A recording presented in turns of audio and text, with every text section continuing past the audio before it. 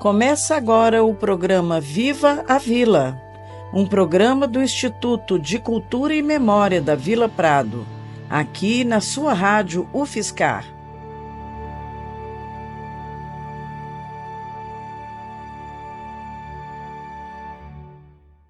Olá, amigos da Vila Prado, aqui é o professor Toninho e este é o programa Viva a Vila, um programa do Instituto de Cultura e Memória da Vila Prado, professor José do Prado Martins. Bom, a vantagem do rádio é que a gente pode fazer suspense, né? E hoje nosso convidado, gente, eu sou suspeito a falar, mas é um menino, para mim é um garoto que eu conheci ainda na pré-adolescência, que desde aquela época já tinha, assim, uma afinidade com o coletivo, mas sempre respeitou o individual das pessoas. Por isso que ele é respeitado hoje. Não vou dizer ainda do que ele é. Eu vou dizer, por enquanto, que ele é professor, sociólogo, mestre em meio ambiente, depois você explica melhor o que é isso. E, agora eu vou dizer, vereador, né? O nosso querido vereador Djalma Nery. Nós estamos falando de Djalma Nery, aquele garotinho que desde aquela época respeitava, né, tinha já uma visão pelo coletivo, mas sempre respeitando o individual. Por isso que hoje, eu já observando a sua prática na política, a gente observa que ele é progressista, mas a gente observa que até os conservadores o respeitam. E é verdade, Djalma, percebendo isso, né? Eu vi pessoas antagonistas, né, politicamente, e que respeitam muito você. Isso é muito legal, né? Djalma. Fico feliz e muito obrigado pelo convite. Estou super honrado de estar aqui com você, meu professor, meu amigo Toninho. Eu fico muito feliz também de tê-lo aqui com a gente, Djalma. Então, nós vamos falar não tanto de política, né? Porque política você está todo o tempo aí como fiscal do povo. Gostei. Sempre presente nas mídias. Vamos falar um pouquinho da sua história com a Vila Prado, né? Porque o nosso programa é o Viva a Vila, né? Então, o foco é a Vila Prado. Você é nativo da vila, né? Nativo da Gema. Então, fala um pouquinho aí sobre a sua formação, né? A sua relação com o bairro, etc. Por favor. Acabei de completar 38 anos e desses 38 anos eu passei 6 meses em São Paulo quando eu nasci, né? Minha família naquele momento estava lá, mas no 7º mês de vida eu já estava morando na mesma casa que eu moro hoje, ainda aqui na Vila Prado, na rua Dona Ana Prado, entre as travessas 3 e 4, e estou fazendo quase 40 anos, quase 4 décadas, né? De cidadão vilapradense. E é engraçado porque eu vejo, tem os vizinhos que estão há mais tempo que a gente, né? Tem o Flama, que é meu vizinho, que mora há 50 anos na Vila Prado. O Paulo Boca, que faleceu recentemente, né? Foi nosso vizinho durante esses 40 anos que a gente estava aqui, e mais tempo, né? Ele tinha a banca ali na Rua Larga. Então é curioso ver como, ao mesmo tempo que é uma região muito movimentada, né? Com muita gente jovem também, ao mesmo tempo, parece que as pessoas permanecem muito tempo na vila. Você conhece facilmente pessoas que estão há 40, 50, 60, 70 anos, né, na Vila Prado.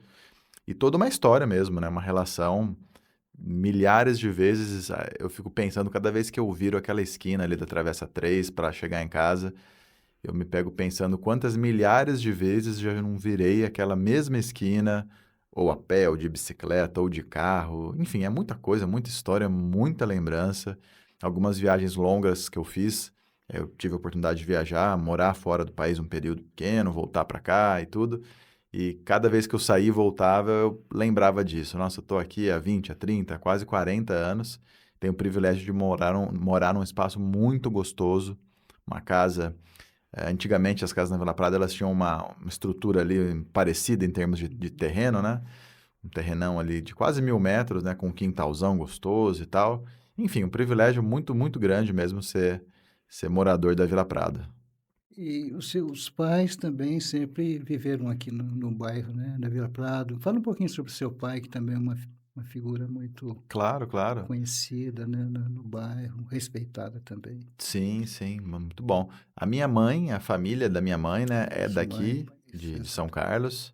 Meu avô, Gentil de Azevedo, Comendador Gentil de Azevedo, né? Tem um título aí honorário. Que legal isso. Daqui de São Carlos, foi um jornalista, progressista, né? E O seu avô, né? meu avô, por parte de mãe, né? Pai da minha mãe. E a Elisa Cesira Expósito de Azevedo, minha avó, mãe da minha mãe, são carlense também, né? Passou aqui boa parte da vida. Muito amiga da Jandira Fer, Puxa, que foi muito tempo aí presidente da União Cívica Feminina de São Carlos, né? Então tem um vínculo realmente muito tempo com São Carlos, né? Por parte de mãe. Meu pai cresceu em São Paulo. Ele veio morar aqui por conta da minha mãe, né? Então, ali nos anos de 80, eu nasci em 87, em 88, meu pai se mudou para cá e foi cursar direito na antiga FADISC. Meu pai se formou advogado aqui na FADISC, na época, inclusive, a faculdade era um polo regional, né? Pessoas de várias outras cidades vinham cursar direito aqui. E começou, né, a atuação profissional como advogado aqui. E meu pai também era jornalista de profissão. Teve uma folhinha cultural chamada Agenda da Semana, que ele colava em mais ou menos 300 pontos da cidade. Eu ajudei muitas vezes ele a rodar a cidade e colar, né, essa folhinha onde ele divulgava a programação cultural daquela semana e vendia alguns anúncios, que era o que pagava, né, a impressão ali, o trabalho dele e tal. Então, bem interessante essa iniciativa dele. E, além disso, também escrevia muito bem. Meu pai escreveu um livro muito bacana, chamado Quem se Importa? O Manifesto da Revolução Verde de Gabriel. É uma crônica, uma novela, um exercício, assim, um hobby, né, dele, mas vale muito a pena ler. Ele nunca chegou a publicar numa editora, né? Ele imprimiu, acho que uns 40 ou 50 exemplares, distribuiu para amigos e tal. Então, eu tive também o privilégio de crescer com um pai muito sensível do ponto de vista intelectual, artístico, né, social. Um cara que tem várias histórias, né? Uma das histórias dele, só para não encurtar aqui, porque é muita coisa. Pode ficar à vontade, Meu pai, muita gente que conhece ele sabe dessa história. Ele veio como um dos representantes aqui, inicialmente do caderno de educação da Folha de São Paulo. Ele era um correspondente da Folha morando aqui em São Carlos. São Carlos, há muitos anos, é uma referência em educação e tudo. E ele também foi um dos primeiros trabalhadores ali, fundadores da IPTV, aqui em São Carlos. E ele teve uma desventura aí na trajetória profissional dele. Nos anos 90 ali, ele divulgou o que eu chamaria de um escândalo político da cidade, quando um prefeito da época acabou se envolvendo numa situação um tanto vexatória. Ele apanhou em público da esposa. O senhor já sabe o que eu estou falando, né? Numa festa na antiga Basque ali. E meu pai publicou a matéria, ele estava presente no local, publicou a matéria contando o ocorrido. O prefeito ali da época obviamente não gostou e conseguiu mover os pauzinhos ali, fez com que o meu pai fosse mandado embora da Folha de São Paulo. Poxa. E ele ficou um bom tempo sem conseguir emprego, né, por conta de uma retaliação política, né? Mas, felizmente, depois ele voltou a trabalhar como jornalista, na verdade como assessor de imprensa, quando o Newton Lima ganha a eleição em 2000. Logo no começo do governo Newton, o Newton chama meu pai para ser assessor de imprensa da Fundação Pro Memória, que ele também tinha acabado de criar.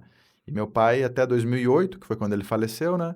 Ele ficou trabalhando, então, esses 8 anos, praticamente, na prefeitura, né? Como assessor de imprensa, que era uma das coisas que ele sabia fazer de melhor, né? Escrever, divulgar, produzir conteúdo, enfim, né? Um privilégio muito grande também ter crescido ali e tudo aqui, né? Pro Memória aqui na Vila Prado, a nossa relação com o trem, né? Com a linha férrea, cresci escutando a buzina do trem e pegando, não recomendo, tá, gente? Vocês que estiverem me ouvindo aí, não façam isso, mas cresci pegando rabeira no trem, escutava o trem passar, já descia de chinelo, pulava em cima, andava uns metros com o trem, pulava e voltava para casa.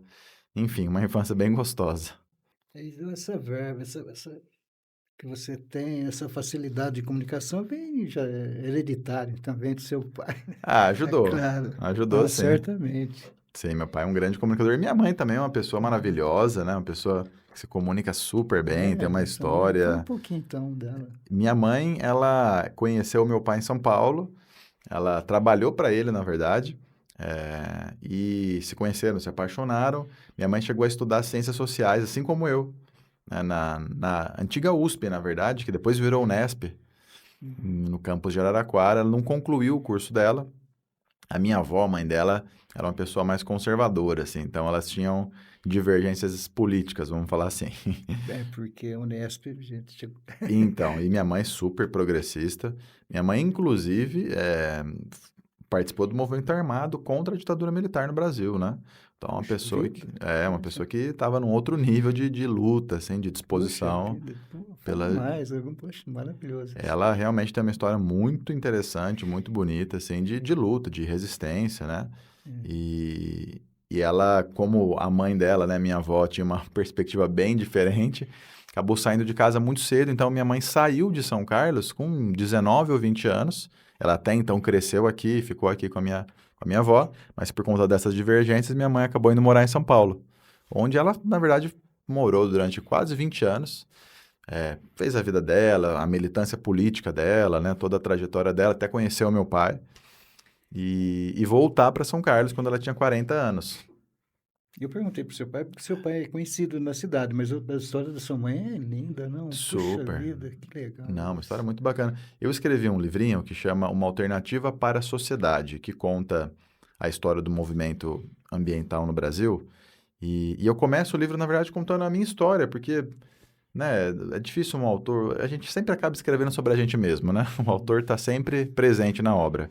Então, eu começo o livro contando a minha história, a história do meu pai, que eu sempre brinco que eu fui fruto do casamento de um hippie com uma guerrilheira, do verde com a vermelha. Então, eu me sinto realmente herdeiro, né, dessas duas correntes políticas e ideológicas, né, do ambientalismo, do pacifismo, que vem do lado do meu pai, que era, de fato, quase um hippie clássico, assim. Inclusive fazia trabalhos de artesanato, viajou o Brasil na BR pedindo carona. Meu pai era um hippie, né, quando era jovem. Movimento da contracultura. De né, contracultura, exatamente. Esse era o meu pai. Minha mãe era do movimento de resistência contra a ditadura cívico-militar no Brasil, né? Então, essas duas pessoas se juntam e eu me sinto muito herdeiro dessa trajetória, tanto ambiental quanto social, né? Essa luta socioambiental que eu tanto admiro e que hoje sou um militante também, né? Eu ia fazer justamente essa pergunta. De onde é que vem essa verve que você tem com o meio ambiente? Vem daí, né? Vem daí, Meu pai fundou uma das primeiras ONGs ambientalistas do Brasil, uma ONG chamada Inimigos da Poluição. A gente tem até as atas lá em casa, no começo dos anos 70, quando a questão ambiental não estava na moda, né? Alguns dos fundadores, né, das pessoas que participaram da fundação dessa ONG são o Eduardo Suplicy, Boris Casoy e outras tantas figuras, né, que, famosas ou anônimas, participaram desse momento de fundação dessa ONG, que já discutia a questão ambiental e propostas para reciclagem de resíduos. Então, meu pai é um ambientalista da primeira geração de ambientalistas, né? E meu pai começou a fazer horta. Quando eu era moleque, eu cresci, né, no quintalzão aqui na Vila Prado. Então, o que fazia o meu pai, assim, desestressar, desanuviar a cabeça, era ir para o quintal, tirar matinho, ele sentava no chão, quase uma coisa ritualística, assim. Ele sentava no chão com um plástico e sentava em cima do plástico, né? E ficava tirando matinho por matinho num círculo. E ele ficava 2, 3, 4 horas fazendo isso, até limpar toda uma área, assim, manualmente. Aí ele vinha e fazia o plantio. Isso é muito bom. Plantava alface, plantava rúcula, e eu cresci vendo isso, né? Indo até a horta municipal, na época que funcionava aqui em São Carlos, buscar muda, buscar composto. Então, eu cresci com isso. Quando eu começo a me interessar mais pelo assunto, eu já tinha essa referência familiar, esse histórico familiar. A compostagem, por exemplo, né, que é a reciclagem dos resíduos orgânicos, é algo que eu sempre fiz na minha casa desde os 10 anos de idade e que se tornou um hábito mesmo, assim, né? A ponto de hoje em dia eu ter dificuldade. Eu até sempre brinco quando eu vou na casa de alguém que não separa, né, o lixo orgânico, eu, sei lá, como uma banana e sobra a casca. Quando tem que jogar a casca de banana num lixo comum, que eu sei que vai para um aterro sanitário, chega a me dar tremedeira, assim, eu fico sem jeito, porque eu criei um hábito tão forte ali, de saber que aquilo não é lixo. Aquela casca facilmente pode virar adubo, pode virar composto orgânico, tudo isso por influência familiar. E tive a sorte também de depois conhecer outras pessoas, amigos e amigas, que se interessavam pelo tema e que me ajudaram a reforçar essa vivência que eu tive, familiarmente falando, né? E aí sim eu comecei a estudar o assunto, um pouco mais velho, né? Quando eu tinha 18, Quando eu fui para a faculdade com 17 anos, eu começo a ter um interesse mais genuíno, um interesse mais pessoal sobre o tema, e aí vou ler, vou estudar, vou praticar, mas sempre com essa referência familiar. Então, por aí a gente vê o exemplo, né? A importância que tem a família na formação de uma criança, de um jovem, né? Os seus exemplos foram bons, né?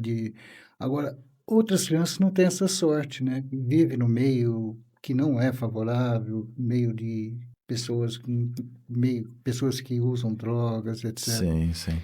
Então, acho que a sociedade tem que ter um meio de desviar essa influência negativa dessas crianças e fazê-las, porque eles não têm esse referencial que você teve, por Claro. exemplo, né? Uhum. Então, a gente queria, na nossa ONG, fazer alguma coisa nesse sentido, Uhum. né? De recuperar. Bem, a gente precisa pensar ainda como que a gente pode fazer isso, pelo menos aqui nessa região nossa, né? Na Grande Vila Prado. Entendi. E uma outra coisa que a gente pretende também, eu estou falando da ONG porque a gente está falando do Viva a Vila, Uhum. e nós temos um núcleo de literatura. E uma das ideias nossas é escrever biografias de famílias como a sua, assim, entendeu? Muito legal, hein? Por exemplo, a família, a biografia da sua família daria um livro Nossa, com maravilhoso, certeza. né? Então, a ideia é essa, que o núcleo de literatura vai centrar nisso. Nós temos já uma relação de famílias do bairro que, não que sejam mais importantes que as outras, mas que tem uma história para contar, Claro, né? claro. Como é o seu caso. Poxa vida, Uhum. dá para escrever um livro sobre isso, né? Com certeza. Então, é essa a nossa ideia com a ONG. Legal. A gente como professor é suspeito para falar, né, Toninho? Mas a educação é a base de tudo, né? Para nós, tudo começa aí, né? Que o professor não é aquele... Eu penso assim, né? O professor não é aquele que está ali para ministrar uma disciplina. Ele é algo mais, tem que ser educador, tem que levar a criança para um caminho que dê mais oportunidade para eles. Eu me lembro, na minha experiência, eu estou desviando um pouquinho do assunto aí. Eu me lembro que um garotinho, eu não sei em que circunstância, perguntei para ele o que o pai dele fazia. Ele me disse com a maior naturalidade: meu pai tem uma locadora. Mas, na verdade, ele naquele tempo que tinha ainda a locadora de vídeos, etc., de fitas, né? Uhum. Mas o que ele faz mesmo é vender droga lá no fundo. Mas ele falou isso com tanta naturalidade que, para ele, a realidade era essa. Isso era o certo, entendeu? Nossa. Por isso que eu estou falando que Uhum. a escola tinha que ter essa coisa, além da disciplina, do conhecimento propriamente dito, que qualquer jovem pode conseguir na internet, essa coisa de formar mesmo o aluninho, né? E essa coisa do exemplo, né, professor? Porque tem um ditado que diz que a palavra convence, mas o exemplo arrasta. Então, mas é justamente aí que está. Alguns não têm esse exemplo. Isso. Então é fácil falar sobre algum assunto, mas quando você cresce num espaço onde o exemplo é negativo, é difícil, né? Você sair daquele ciclo que se inicia ali, né? Mas realmente a escola tem um papel fundamental. Eu, além dessa sorte, desse privilégio familiar e tudo, eu estudei aqui na Vila Prado, nas duas escolas, né? Estou falando com o professor Djalma. E também com o seu ex-aluno, né? Porque você foi meu professor no Jesuíno de Arruda e eu também estudei no Bispo Dom Gastão. Tá nas duas escolas, cada uma numa ponta da Rua Larga, né? Então, da primeira à quarta série, estudei no Bispo, depois no Jesuíno. E certamente esse exemplo que eu tive lá também com os meus professores, né? Como você e outros tantos professoras que a gente lembra com tanto carinho, né? O professor Caia esteve aqui com você, né? Foi um entrevistado aqui do programa, foi meu professor também. O Bodão, professora Sandra, professora Elza, enfim, tanta gente boa, né?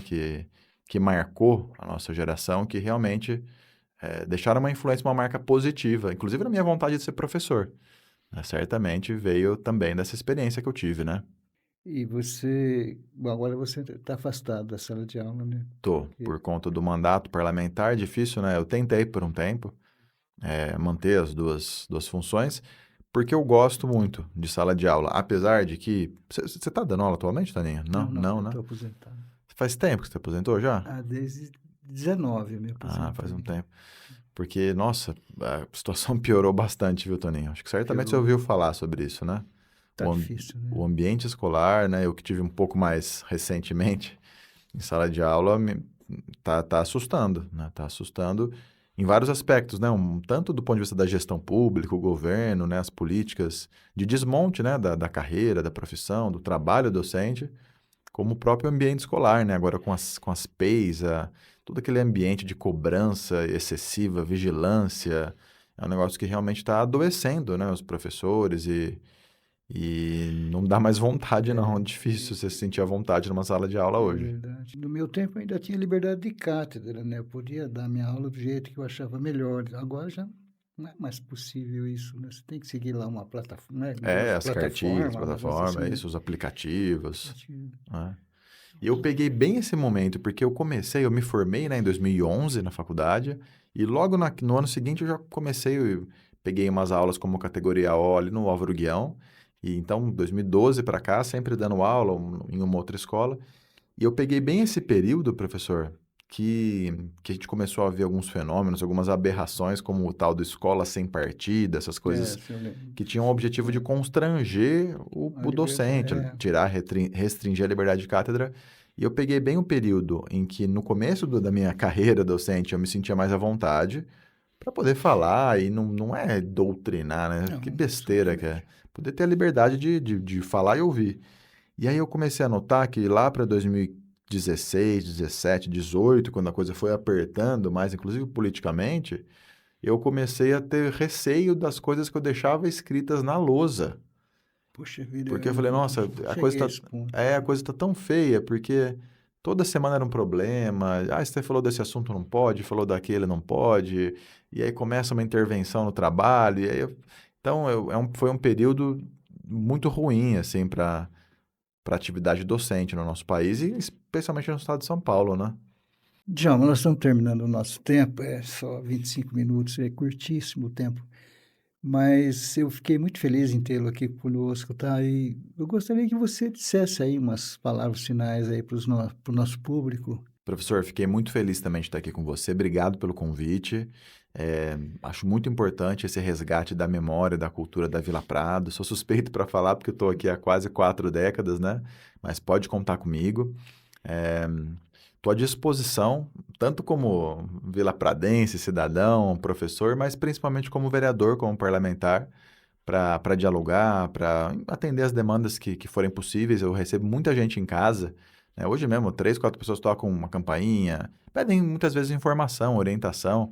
Sempre que possível a gente está lá, atende, orienta, recebe. Então vai ser um prazer quem quiser nos procurar na Vila Prado, né, onde eu moro, na rua da Ana Prado 501, ou quem quiser nos procurar por telefone, mandar mensagem, tá nas redes sociais de Djalma Neri Neto. Meu pai também era de Djalma Neri e meu avô também era de Djalma Neri, né? Djalma Neri Ferreira, Djalma Neri Ferreira Filho, e eu sou de Djalma Neri Ferreira Neto. Então nas redes sociais eu uso de Djalma Neri Neto. Só me procurar lá para a gente conversar. E eu ratifico, viu? Procurem mesmo, porque esse menino é excepcional. Obrigado. É isso, amigos. Até uma próxima oportunidade. Tchau, tchau.